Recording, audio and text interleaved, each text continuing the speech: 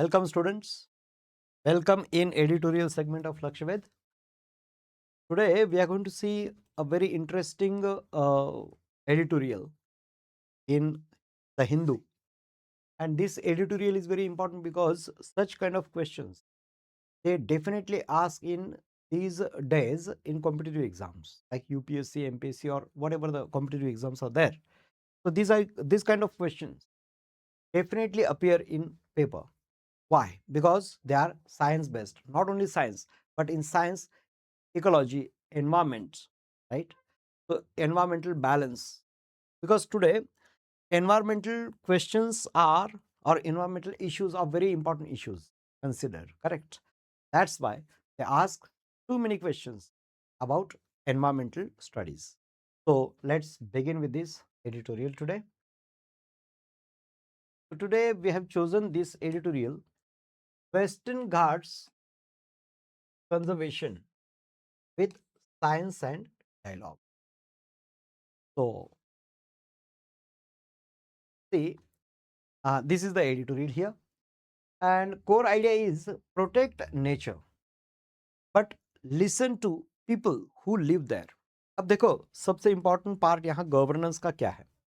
इथे गव्हर्नन्सचा काय पार्ट आहे मी थोडंसं मराठीत पण करणार आहे कारण due to some request by some parents also.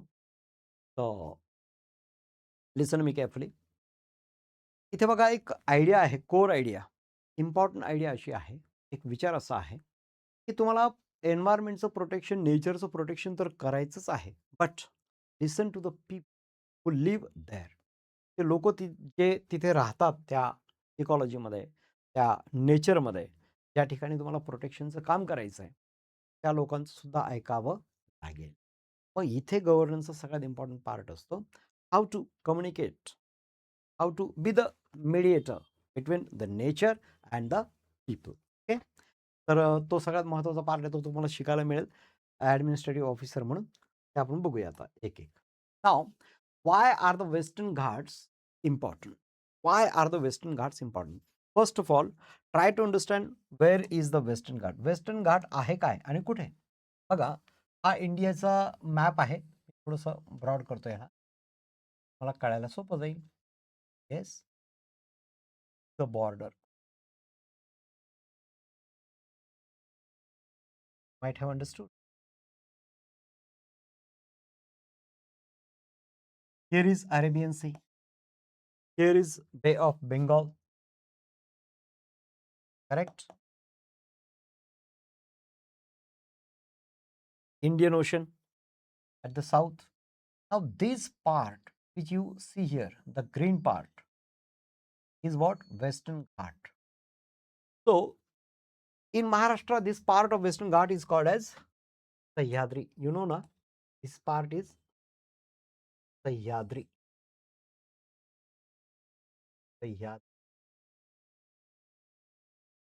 Sahyadri Parvat, right? So this is the Sahyadri Parvat, and this whole part from here to here, from Gujarat, southern part of Gujarat, here, southern part of Gujarat, then Maharashtra, Gujarat, Maharashtra, then Goa, Karnataka, Tamil, and here Kerala. Kerala. So all these 6 states are there through which the Western Ghat passes. And this Western Ghat is very close to Arabian Sea. आपल्याच महाराष्ट्रामध्ये याला आपण सह्याद्रीचा भाग म्हणतो. सह्याद्रीच्या western साईडला between Arabian sea and western Ghat, that part of land is called as Konkan. We call it as Konkan. You know very well. Now look at this. So this is the Western Ghat, that is clear. आता western Ghat आहे की नाही, हा खूप important आहे. का बरं important? Sir तिथे खूप उंच उंच पर्वत वगैरे वगैरे डोंगर आहेत, आम्ही तिथे पिकनिकला वगैरे जातोय, हे डे टू डे यूज आहे. बट नॅशनल इम्पॉर्टन्स त्याचं असं आहे की तिथे बायोडायव्हर्सिटी खूप जबरदस्त आहे. खूप सारे species of animals and plants we can find in these western ghats. That's why that is very important, and to protect the western ghat is very very important today. मग त्यात काय प्रॉब्लेम्स येतात ते आपल्याला बघायचं आहे, राईट. एडिटोरियल सांगताय 6 states along the western coast. This is the western coast here. There are 6 states as I have named them: Gujarat, Maharashtra, Goa, Karnataka, Kerala, and Tamil Nadu. These are the 6. Then 39 UNESCO World Heritage Sites are also there. 39 UNESCO world heritage site. आता UNESCO world heritage site काय असतं? तर UNESCO जी आहे, युनेस्कोची एक मोठी branch आहे. ती काय करते, की जगभरातले जे काही महत्त्वाचे साईट्स असतील इम्पॉर्टंट, त्या साईट्सना त्यावेळी त्यांनी युनेस्को साईट म्हणून घोषित केलं, की तिथे लगेच प्रोटेक्शनची प्रोसेस सुरू. त्यासाठी लागणारा फंड्स वगैरे ते प्रोव्हाईड करतात. तिथल्या ज्या लोकल कम्युनिटीज वगैरे वगैरे असतील, तर त्यांना टुरिझम ग्रो व्हावी तिथे, यासाठी फंड्स पण करतात. तर खूप सारा फायदा असतो त्याच्यामध्ये. तर अशा 39 साईट्स आहेत या वेस्टर्न घाटमध्ये. Out of which only 4 are in Maharashtra. महाराष्ट्रात 4 आहेत. त्यानंतर बघा, गोव्याला तर नाहीच आहे. कर्नाटकामध्ये 10 आहेत जवळपास. केरळ जे आहे, केरळमध्ये highest number of UNESCO sites are there, that is 20. And in Tamil Nadu, Tamil Nadu will be 6 or 4, whatever, right? 4, 6, 10, 20, correct. So you have to understand what is the importance of this Western Ghat. Now, 212 UNESCO recognition year. That means UNESCO World Heritage Sites. These sites were recognized in 2012. 2012 पूर्वी फक्त demand होत होती, की please यांना UNESCO sites म्हणून declare करा. That means the protection will take place, right? Next, why conservation matters. Conservation का जरुरी आहे? So home to rich forest. This is the home for the rich forests, animals, rivers, and rare species. There are rare species of plants and animals also. Okay, खूप rare आहेत, त्या कमी उरल्यात, त्यामुळे त्यांना प्रोटेक्ट करणं अत्यंत गरजेचं आहे. Then yes, they support farming, rainfall and local livelihoods. Local livelihoods means लोकलची लोक तिथे जे राहतात, स्थानिक लोक, त्यांच्या दिनचर्येसाठी, त्यांच्या चरितार्थासाठी तिथे सपोर्ट मिळत असतो वेस्टर्न घाटचा. त्यामुळे त्याचं प्रोटेक्शन गरजेचं आहे. Damage here can affect ecology beyond one state. Beyond one state. इथे जर का डॅमेज झालं या इकॉलॉजीमध्ये, तर एकापेक्षा जास्त स्टेट्सना त्याचा परिणाम भोगावा लागू शकतो. That's why this conservation is very important. You understood now?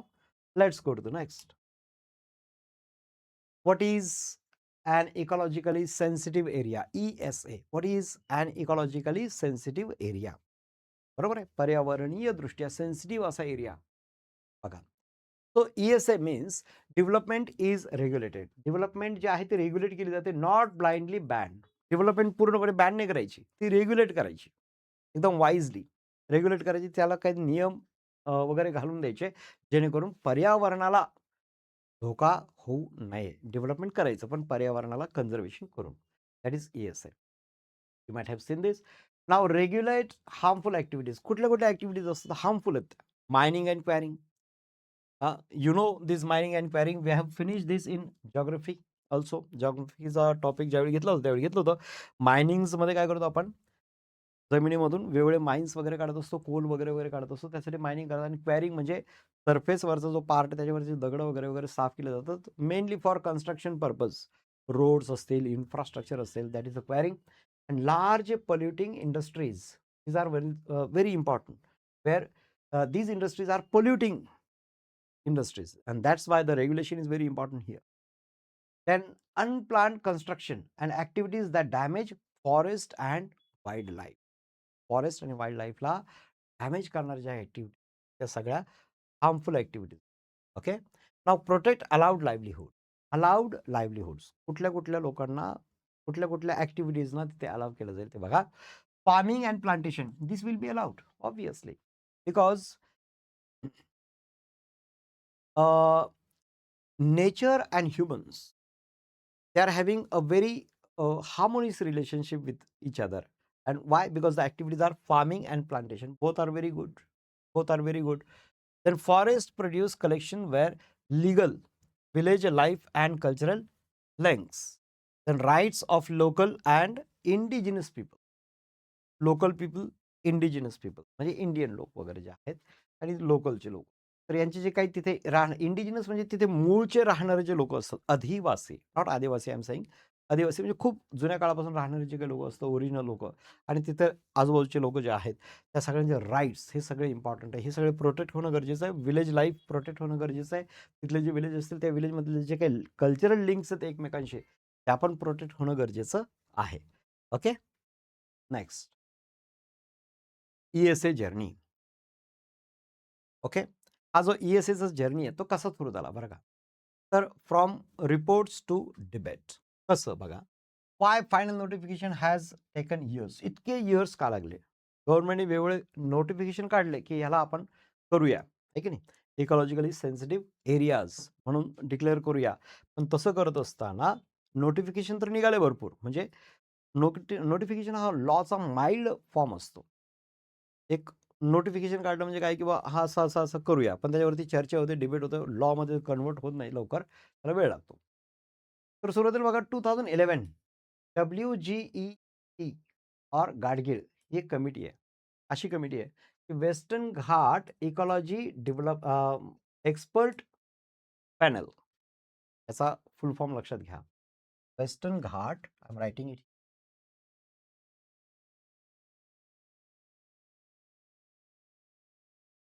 Ghat ecology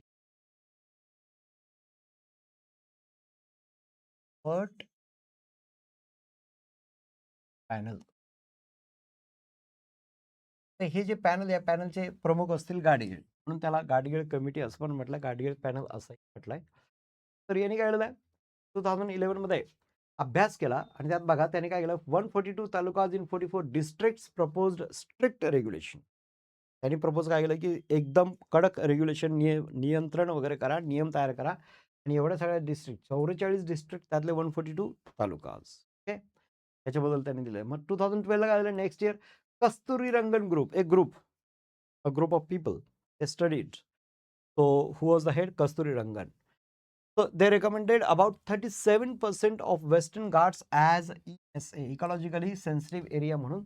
आणि 37% of the part of that Western Ghat त्यांनी रेकमेंड केलं की याला ESA म्हणून घोषित करा पटकन. मग 2014 अजून 2 वर्ष गेले. फर्स्ट ड्राफ्ट नोटिफिकेशन, एक ड्राफ्ट तयार झाला, पेपर वर्क झालं, भरपूर नोटिफिकेशन निघालं.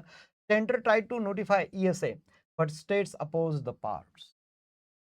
सेंट्रल गव्हर्नमेंट त्यांनी ESA करायचं ठरवलं, करूया म्हटले, पण स्टेट जे आहेत तिथले concern states, Maharashtra, Karnataka, Kerala and Tamil Nadu, त्यांनी मात्र ऑब्जेक्शन घेतलं. बिकॉज दे वर directly affected, they were getting affected directly.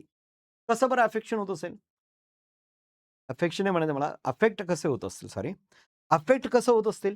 Obviously the people who are living in that western Ghat area, vicinity or nearness, nearby the western ghat, their livelihood must be getting what can we say, hampered. नक्कीच त्यांच्या लाईव्हलीहूडवरती काहीतरी परिणाम होतो. त्यांच्या economical balance जो काय आहे, किंवा इकॉनॉमी त्यांची डिस्टर्ब होत असेल. म्हणूनच त्या लोकांनी तिथे काय केलंय, ऑब्जेक्शन्स घेतलं. मग त्यांनी ऑब्जेक्शन घेतलं म्हणजे काय, पॉलिटिकली लीडर्सना पण तिथं ऑब्जेक्शन घ्यावंच लागतं. मग ते सेंट्रल गव्हर्नमेंटने जरी सांगितलं हे करा, पण स्टेट गव्हर्नमेंटने सांगितलं नाही, लगेच नाही करता येणार, थांबा प्लीज. त्याच्यामुळे याला वेळ लागत असतो. तो इकॉलॉजिकली एखादी काही डिसिजन घ्यायचं असेल, एन्व्हायरमेंट बेस्ड जर एखादं डिसिजन घ्यायचं असेल, तर पॉलिटिकली त्याला थोडासा विरोध होत असतो, हे लक्षात ठेवायचं. नाव 2015 to 2016 6 ड्राफ्ट नोटिफिकेशन. त्यावेळी 2014ला एक निघाले, तर 15 to 26 मध्ये 6 ड्राफ्ट नोटिफिकेशन निघालेत. Centre and state steel did not reach full consensus. अजूनही त्याच्यावरती पूर्णपणे सर्वानुमते असा एखादा निर्णय होईल असं झालेलं कन्सेन्सस मिळालेला नाही. States mixed position. कशा? Gujarat and Goa accepted. गुजरात आणि गोवाला काय प्रॉब्लेम का, नीट विचार करा. कारण गुजरात सगळ्यात वरती आहे, गुजरातचा खूप छोटा पार्ट आहे जो की वेस्टर्न घाटमध्ये खाली साऊथचा येतो. त्यामुळे Gujarat is not going to get affected. Goa is also not going to get affected, because गोवाचं व्हॉल्यूमच खूप छोटा आहे. त्याच्यामध्ये टुरिझम ऑलरेडी डेव्हलप्ड आहे, त्याला गरज नाही आहे. बट महाराष्ट्राचा सह्याद्री एवढा मोठा पोर्शन, कोकण एरिया त्याला अटॅच्ड आहे. महाराष्ट्र साऊथ रिव्ह्यू, महाराष्ट्रामध्ये याच्यावरती रिव्ह्यू करा, परत पाहणी करा. कर्नाटका, केरळ आणि तमिळनाडू डिबेटेड, ते म्हणतात नाही नाही नाही, याच्यामध्ये खूप प्रॉब्लेम येतात. कसं असतं माहिती आहे का, ESA डिक्लेअर केल्यानंतर तिथे खूप साऱ्या कन्स्ट्रेंट्स येतील, तिथल्या लोकांना येतील, तिथल्या पॉलिटिकल लीडर्सना प्रॉब्लेम्स येतील, असं सगळं चित्र आहे, राईट. आता बघा, केस स्टडी घेऊया आपण कर्नाटकाची. So the problem is there with Tamil Nadu, Maharashtra, Karnataka, Kerala, right? But कर्नाटकाची आपण एक केस स्टडी म्हणून घेऊया, उदाहरण घेऊया. A state where conservation conservation and livelihood questions strong limits. कसं 10 districts in the western Ghats, 10 महत्वाचे डिस्ट्रिक्ट त्या वेस्टर्न घाटमध्ये येतात कर्नाटकातले. 23.4% of state population living there. My god, that is what, that is 1/4 of the total population of Karnataka. They are living in Western Ghat. बघा, total जर का 100 पकडले त्यातले 23.4 म्हणजे ऑलमोस्ट 1/4 झाले ना. 1/4 एवढी मोठी पॉप्युलेशन तिथे लिव्हिंग त्या वेस्टर्न घाटमध्ये राहते. मग वेस्टर्न घाटला जर आपण तसं डिक्लेअर केलं, राईट, इकॉलॉजिकली सेन्सिटिव्ह एरिया म्हणून, तर तिथल्या लोकांना स्थलांतरित व्हावं लागेल. तिथल्या लोकांना त्यांची शेती बाजूला करावी लागतील कुठेतरी वगैरे. बऱ्याचशा गोष्टी त्याच्यामध्ये येतील. प्लांटेशनवरती इफेक्ट होईल आणि म्हणून ते अपोज करतात. 20,668 square kilometre notified as ESA. 20,668 square kilometre area was notified as ESA. Now why Karnataka oppose the proposal? त्यात कारण दिलेत बघा. Possible impact on agriculture and plantations that we have seen. Then restrictions on mining and infrastructure project. Infrastructure प्रोजेक्टमध्ये जेवढे काही मोठमोठ्या industries वगैरे उभ्या करायच्या असतील किंवा काही इतर काही गोष्टी उभ्या करायच्या असतील तर त्याला पण प्रॉब्लेम येतील. त्याला रेग्युलेशन्स लागतील, स्ट्रिक्ट रेग्युलेशन्स लागतील. आणि मायनिंगवरती पण इफेक्ट होतोय. मोठा एक ऑक्युपेशन आहे तो पण हॅम्पर होतोय. त्यानंतर बघा, फिअर दॅट लोकल लाईव्हलीहुड्स मे सफर without consultation. Without consultation means no communication will be held with those people living in that area, local people we can say. That's why there is the fear that these local livelihoods will suffer. Now, sensitive areas include Kali Tiger Reserve and Kudremukh National Park. These two things you should remember very well because they will be asked in MCQ. Okay. Next, what were local communities worried about? What were local communities worried about? आता लोकलच्या communities इथल्या असतील तर त्या का घाबरतायत, का त्यांना भीती वाटते ESA डिक्लेअर करण्याची? तर बघा, आता एडिटोरियल काय सांगतो बघा, लोकांना इग्नोर करणं शक्य नाहीये. का? तर village concerns, fear of displacement. लोकांना भीती वाटते आम्हाला इथून फोर्सफुली बाहेर पाठवलं जाईल, दुसरीकडे पाठवलं जाईल. अनसर्टन्टी अबाउट रिहॅबिलिटेशन पॅकेजेस, जे काही पुनर्वसन, तुम्हाला दुसरीकडे जर राहायला गेलं तर तुम्हाला त्याच्या बदल्यात जे काही पैसे मिळतात तर ते अनसर्टन आहेत, अनिश्चित आहेत, ते माहिती नाही किती देतील वगैरे वगैरे. तर ती एक भीती लोकांच्या मनामध्ये आहे. And forest rights claims left pending. बरेचसे लोकांचे पेंडिंग आहेत काय, फॉरेस्ट राईट्स साठी क्लेम्स केलेले असतात. वनात राहणारे जे लोक असतात ना, त्यांचे काही राईट्स असतात. त्या राईट्सचे बरेचसे क्लेम्स अजून पेंडिंग आहेत, त्यांना त्याचा फायदा अजून झालेला नाही. Then restrictions on collecting minor forest produce. छोटे छोटे काही फॉरेस्ट प्रोड्यूस असतात, फॉरेस्टमध्ये तयार होणारे जे काही छोटे छोटे वस्तू असतात, लाकूड आहे, वाळलेलं लाकूड आहे, ते डिंक वगैरे आहे, त्याच्यावरती रिस्ट्रिक्शन्स येतील ना. आणि रिस्ट्रिक्शन आले तर त्यांना त्या वस्तू मिळवून त्या बाजारात विकून जे काही लाईव्हलीहूड त्यांचं चालतं ते धोक्यात येईल. बिकॉज ESA एकदा डिक्लेअर केल्याच्या नंतर त्यांना तिथे तशी कामं करता येणार नाहीत. Okay. Then process concerns, no physical visit to some villages. काही विलेजेसना तर व्हिजिटच दिली गेली नाहीये, डायरेक्टली निर्णय घेण्यात आलाय.